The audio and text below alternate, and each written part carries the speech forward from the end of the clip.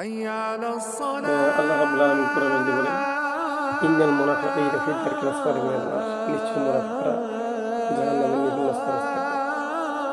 আর মুনাফিক এমন একটা গোষ্ঠী যেটা অন্য ধর্মের মধ্যে না, যাদের কোনো ভিন্ন ধর্ম নেই, যারা বেড়ে ওঠে মুসলমান সমাজের মাঝে, যারা সমাজের ভালো মানুষের সাথে মিশে, খারাপ মানুষের সাথে মিশে সমাজটাকে ধ্বংস করার জন্য, দেশকে ধ্বংস করার জন্য, ইসলামকে ধ্বংস করার জন্য, ইসলামের খুঁটিনাটি বিষয়গুলোকে, কোরআনের মূল আইনগুলোকে যেন সমাজে প্রতিষ্ঠিত না হতে পারে, রাষ্ট্র প্রতিষ্ঠিত না হতে পারে, সেজন্য যারা সবসময় নির্লস চেষ্টা করে যায়, সমাজের ক্ষতি সাধন করে যায়, ইসলামের ক্ষতি সাধন করার চেষ্টা করে, তাদেরকে মুনাফিক বলা হয়।